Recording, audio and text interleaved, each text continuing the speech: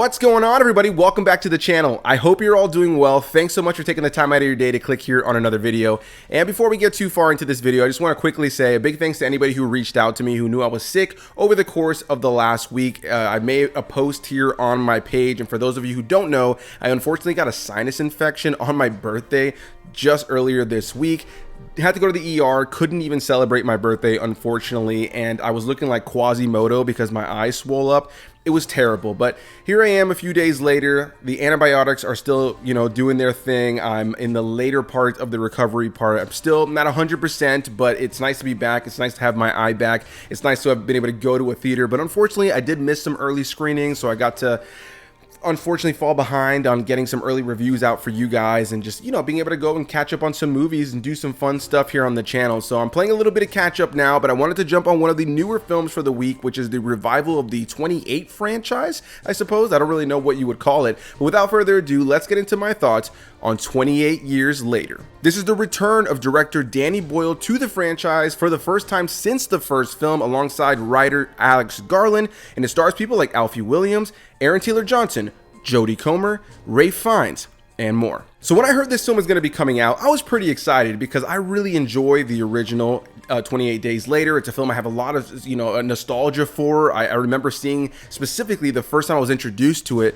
as a trailer on a DVD. I can't remember which DVD it was, but I just remember that I popped in a DVD that I would watch often, and I think it was like the first trailer on there every time, and it creeped me out. I never saw it in theaters or anything like that, so I was like always interested in it, and then eventually I was able to rent it myself and check it out, and I really enjoyed the film. And then we got 28 Weeks Later down the line, which is a film I also enjoy. I think I like the first one more, but I think for the most part, I really thoroughly enjoy this franchise. So when I heard Danny Boyle was returning to the franchise, as well as Alex Garland, and then you have a star-studded cast, I was like, oh, this is gonna be so good. So before we get into my thoughts on the film, let's get into what this film is all about, and then we'll get into my thoughts. The movie opens up when we're introduced to a father known as Jamie, played by Aaron Taylor Johnson, and his son Spike, played by Alfie Williams.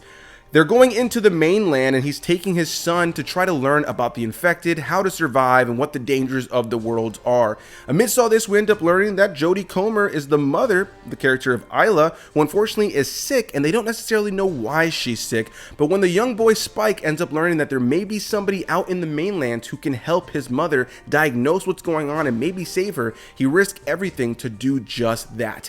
And that's the base gist of the film without getting deep into any spoilers. One thing I've really enjoyed about the marketing of this film is that it's been fairly vague about what this film is really all about. It leans into a lot of visuals, it leans into the zombie element of it, it leads into the creep factor, but it isn't necessarily giving you flat out answers or spelling it out for you in the trailer. So I won't either, but that's the general gist of the film.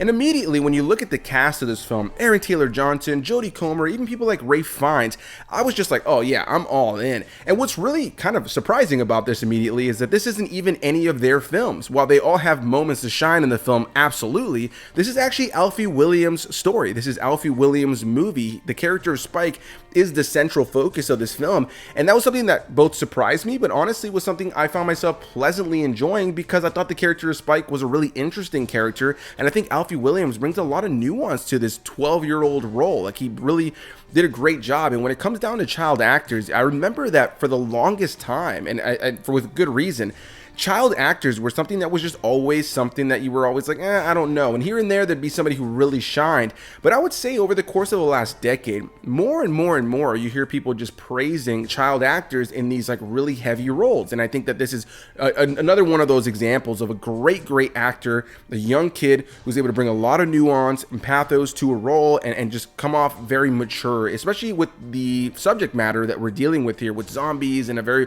dramatic world that's got some melodrama, but also is very dark, and in a franchise that deals with themes like survival and family and risking it all and life and love and death. And so I thought that he did a really great job in this film. And so of course you have Danny Boyle as a director, Alex Garland returning as the writer, and so immediately I knew the filmmaking was going to be great. And I'll start this off by saying that I've heard so much praise about this film already across the board. It's got a really high Rotten Tomatoes score, And when it comes down to the filmmaking, I have to agree, right? When it comes down to the costume design, the set design, the practical effects, the look, the feel, the vibe of it, I thought that was all really great and all handled super, super well. I thought the performances were really great throughout the course of the film as well. And when it comes down to just the technical aspects, the film looks really good. It sounds really good. And I love that, similar to the original film, which was filmed on a camcorder to kind of give it this like VHS look to it, even though of course cameras are so much more sophisticated these days, what I thought was cool was Danny Boyle kind of wanted to do a contemporary version of that. So I believe he filmed the entire film or most of the film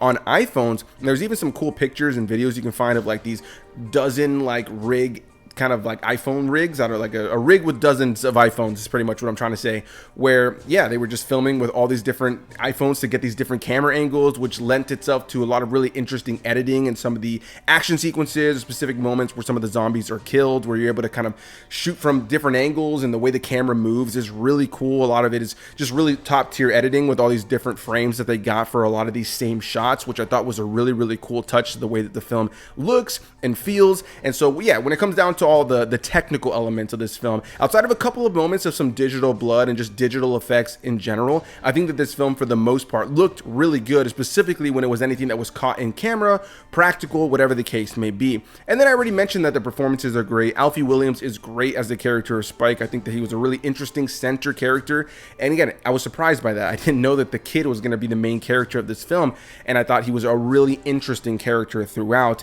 Aaron Taylor Johnson, no surprise, great actor. He's good in the film. I do feel like he's undercut at a certain point. They give him some meaty moments, especially in the earlier part of the film, but at a certain point it felt like his character wasn't as integral to the film, and it felt like he kind of got sidelined. Then you have Jodie Comer, who for a percentage of the film feels like she's not necessarily a huge part of it, but then becomes a ginormously integral part of the film and is in a lot of ways the heart of the film alongside the character of Spike. And I love Jodie Comer as an actress. I think she's been great over the course of the last 6 or 7 years with a lot of the choices she's made in film and television, and this film is no different. I think she gives a great performance here as this woman who's dealing with an illness, is constantly forgetting things, and is on this journey now with her son amidst dealing with, you know, this ailment that they don't really know what it is. And so it's interesting to kind of see her tackling these various things she has to do with this performance, because there's times where her character kind of is leaving reality, so to speak. She's not really seeing things clearly. She's not remembering things clearly. She doesn't really always know where she is. And so outside of just the physical ailment of things, there's also a mental side to it. So she's in this dangerous, you know, hellscape with all these zombies, and you know, there's danger around every corner. She's got her son with her, but she's not always exactly aware of where she truly is. And I think Jodie Comer had a lot to kind of play when it comes down to that performance, and I thought she was really great in that role. And then you have Ralph Fiennes in here as well, who I won't say too much about, but he's a character that, you know, when you're introduced to him, is immediately intriguing, and he's a character that you don't really know what you should feel about him because of what you've kind of heard about his character before you actually get to meet him on screen and spend time with him. But once he becomes a part of the film, he becomes pretty integral, and he definitely leans a lot into a lot of the themes that this film has to tackle. This is a film, like other films in this franchise, that has to do with life and death, and specifically mostly about what it is to live and die, our mortality, you know, recognizing our mortality. And then you have it within this world where there's so much death around, whether it be with the Walking Dead, specifically the infected, who are all throughout the entirety of this world that are just taking over the world. But you also have, you know, just people that are being killed left and right in this world, whether because they get infected or because the infected are killing them, or people are attacking each other, raiding each other. And so this is a film that, while there's death all around, is really kind of showcasing and tackling the subject matter of, like, you know, what it is to love, what it is to live. You know, to love is to live, and, you know, the idea of recognizing our own mortality and kind of celebrating it more so than fearing it. And so in turn, it touches on, you know, things like survival, but it also touches on things like fear and bravery, and what kind of brings those things out in people. So I thought that those were all interesting thematic elements that the film tackles. I think the performances are solid, and I really enjoyed the visual elements of this film. With all that said, I gotta be honest in saying that I was really torn with this film on a narrative level, because despite the fact that I could see all those things, despite the fact that I was really enjoying this film from a technical standpoint and from the standpoint of looking at it as somebody who loves diving into film and dissecting what a film is trying to say and what a film is trying to do, I do think this is a film that oftentimes felt like two different films, and I do think that there are pacing issues at times, as well as tonal inconsistencies that made the film kind of just enjoyable, but not something I can necessarily say that I loved. The earlier part of this film really is about this father-son going out there and, kind of teaching his son about the dangers of the world. And then a huge chunk of this film, and the real heart of this film, is more so about this young boy trying to discover a way to find some way to save his mother from the illness that he isn't sure what it is that she has, or find this individual, find something in the world that can help save his mother.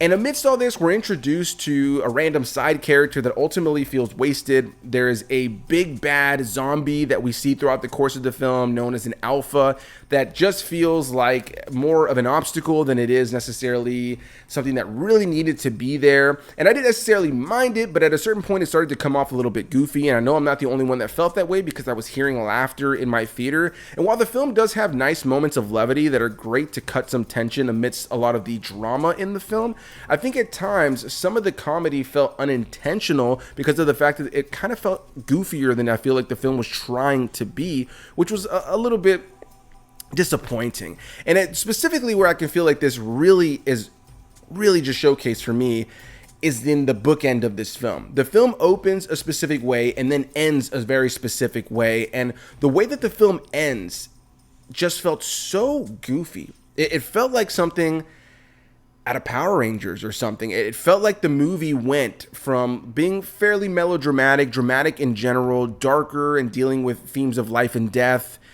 and then suddenly you have this like final 3 minutes of the film that genuinely felt like it was part of an episode of the Power Rangers, and I didn't really know what to make of it. Now, something to know about this film is that it is apparently setting up for a new trilogy in the franchise. So it isn't a film that has a complete story. This is a film that is just part of a story that is setting things up. And while I do think there's an interesting, fun journey to be had here with some really solid filmmaking that really elevates it, I think if that filmmaking had been lesser to any degree, I probably would have liked this film less, truthfully, because I'm always of the opinion that the story should be first, and that even if the filmmaking is a little shoddy at times, I'd rather care about the characters and the story. And while I really did care about the, son and mother dynamic of this film, I feel like that element of the film was wrapped up so abruptly, and it's really going to be dependent on your personal taste on whether or not you enjoy what they choose to do with Jodie Comer's character and her son in the latter part of the film.